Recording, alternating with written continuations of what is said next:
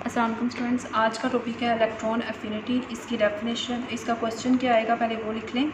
Define electron affinity, why it increase in a period and decrease in a group. ये question इस तरह से भी आ जाता है। वो आपसे अगर ट्रेंड नहीं पूछते कि ट्रेंड क्या है इलेक्ट्रॉन एफिनिटी का, तो वो जस्ट आपसे ये रीज़न पूछेंगे कि why it increase in a period and decrease in a group. Question दोबारा सुन लें।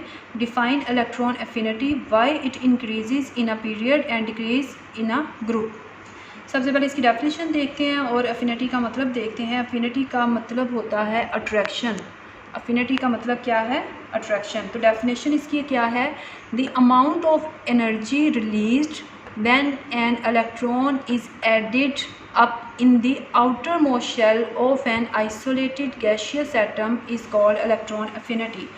मीन्स अगर आपके पास कोई भी स्ट्रक्चर है तो उस स्ट्रक्चर में आपने क्या करना है, ये है आउटर मोस्ट शेल।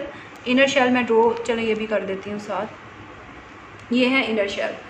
किसी भी एलिमेंट का स्ट्रक्चर है, उसके आउटर मोस्ट शेल में जैसे ही आप कोई एक इलेक्ट्रॉन ऐड करते हो, सपोज उसको ज़रूरत थी, उसने अपना ऑक्टेट कंप्लीट करना था, तो वो इलेक्ट्रॉन जैसे ही आप ऐड करेंगे तो उस दौरान क्या होगा, the amount of energy release, amount of energy जो है वो रिलीज़ होगी when an electron is added up in the outermost shell of an isolated gaseous atom is called electron affinity. उसे कहा जाता है इलेक्ट्रॉन एफिनिटी। इसके units क्या हैं और इसको किस तरह से किया जाएगा, मैं अभी आपको डिटेल में बताती हूँ। यूनिट्स हैं इसके किलो जूल पर मोल। आप इस तरह से भी लिख सकते हैं, इस तरह से भी लिख सकेंगे, -1 की फॉर्म में। अफिनिटी का मतलब मैंने भी आपको बताया attraction. Therefore electron affinity mean tendency of an atom to accept an electron to form an anion. Anion की फॉर्मेशन किस तरह से होगी, ये भी अभी बताऊंगी मैं आपको किस तरह से इसकी फॉर्मेशन होगी। Example, electron affinity of fluorine जो है वो आपके पास आती है 328 किलो जूल पर मोल।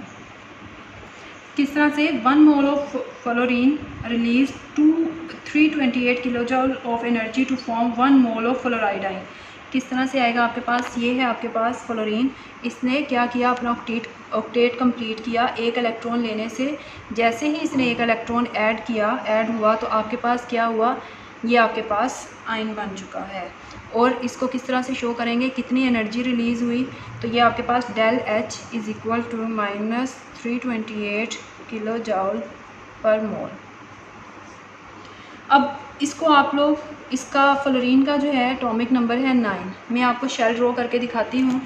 फर्स्ट में आएंगे 2, सेकंड में जो है आपके पास आएंगे 2 इसमें आ चुके हैं, 1 2 3 4 5 6 7 8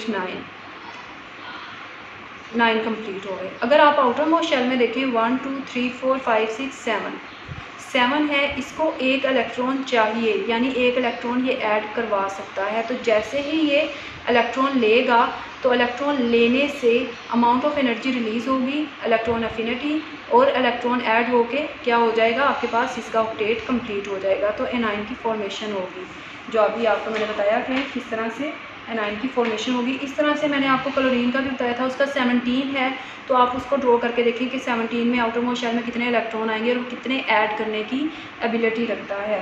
अब इसका ट्रेंड देखते हैं। ट्रेंड क्या है? इलेक्ट्रॉन एफिनिटी जो है इंक्रीज़ करती है from left to right in a period. Period में ये, जैसा कि आपको क्वेश्चन में बता दिया, पीरियड में क्या करेगी, इंक्रीज़ करेगी। उसकी वजह क्या है, क्यों इंक्रीज़ करेगी? क्योंकि साइज़ ऑफ एटम डिक्रीज़ करता है इन अ पीरियड। जैसे जैसे साइज़ जो है वो जाता जाएगा पीरियड में एलिमेंट्स का, वो डिक्रीज़ करता जाएगा। तो the attraction of the nucleus for the incoming electron increase. तो इनकमिंग इलेक्ट्रॉन्स की जो अट्रैक्शन है वो इंक्रीज़ होती जाएगी। That means more is attraction for the electron, more energy will be release, therefore electron affinity increase from left to right in a period. अगर आपके book में ही जो आपके पास पीरियड है उसमें इलेक्ट्रॉन एफिनिटी जो है लिथियम के लिए -60 है और नियॉन के लिए आपके पास, ये तो इसका वैसे ही 0 आएगा, फ्लोरीन के लिए -328 है। तो इट्स मीन क्या होगा, because the size of atom decrease in a period, the attraction of the nucleus for the incoming electron increase. That means more is attraction for the electron, more energy will be released, therefore electron affinity increase from left to right in a period. Previous lecture में मैंने आपको size draw करके दिखाए थे कि किस तरह से साइज़ कम ज़्यादा हो रहे हैं, किस तरह से पीरियड में हो रहे हैं और किस तरह से ग्रुप के अंदर। तो अगर आपने वो पढ़ा है तो आपको इसको समझने के लिए आसानी होगी। तो प्रीवियस लेक्चर क्योंकि रिलेट करते हैं, आपने उसको अच्छी तरह से समझना है। यहाँ पर मैं स्ट्रक्चर ड्रॉ नहीं कर रही हूँ। नेक्स्ट वन है ट्रेंड इन ग्रुप। ग्रुप के अंदर ट्रेंड क्या होगा इसका?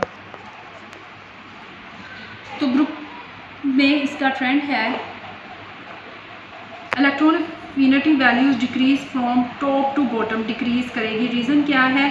रीज़न इसकी ये है, आपके पास जैसा है, ये है आपके पास ग्रुप मैंने एक ड्रॉ किया। 17 ग्रुप के एलिमेंट्स हैं, फ्लोरीन, क्लोरीन, ब्रोमीन, आयोडीन।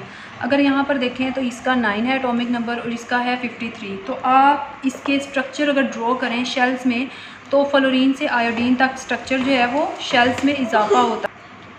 तो शेल्स जैसे जैसे इंक्रीज़ करेंगे आपके पास यहाँ पर, तो स्ट्रक्चर जो है वो ज़्यादा होता जाएगा। पहले शेल कम थे और लास्ट पे जो है वो अगर शेल्स बहुत ज़्यादा हैं तो वो इस तरह से, क्योंकि एटॉमिक नंबर ज़्यादा शेल्स ज़्यादा होंगे। तो साइज़ क्या होगा? Because the size of atom increase down the group. तो एटम का जो साइज़ है डाउन द ग्रुप ज़्यादा होता जा रहा है और शील्डिंग इफेक्ट इंक्रीज़ करता जा रहा है। That result in poor attraction. तो जिसकी वजह से अट्रैक्शन जो है वो बहुत पुअर होगी फॉर इनकमिंग इलेक्ट्रॉन, जो अंदर आ रहे हैं उन इलेक्ट्रॉन्स के लिए। Less energy is release out. तो एनर्जी भी कम रिलीज़ होगी क्योंकि जैसे ये न्यूक्लियस है इसकी अट्रैक्शन इन पे ज़्यादा है, इन पे ज़्यादा है। जो इनर हैं, जो आउटर हैं, उन पे अट्रैक्शन और होल्ड इसका कम है। मैंने प्रीवियस लेक्चर पे भी आपको बताया था। Less energy is release out, therefore electron affinity decrease from top to bottom in a group. तो ये है रीज़न इसकी कि टॉप टू बॉटम ये डिक्रीज़ करेगी और लेफ़्ट टू राइट जो है ये इंक्रीज़ करेगी। तो इसकी प्रैक्टिस करें, इसको लर्न करें अच्छी तरह से। और ये जितने भी आपके पास ट्रेंड्स हैं ये मिक्स बिल्कुल भी नहीं होने चाहिए। अगर कोई भी एक ट्रेंड आपका मिक्सअप हो जाता है तो वो सारा आपका, इट्स मीन आपके पास उस चीज़ का कॉन्सेप्ट नहीं है। तो कॉन्सेप्ट होना बहुत ज़रूरी है, तो उसको अच्छी तरह से लर्न करें। Thank you so much for watching.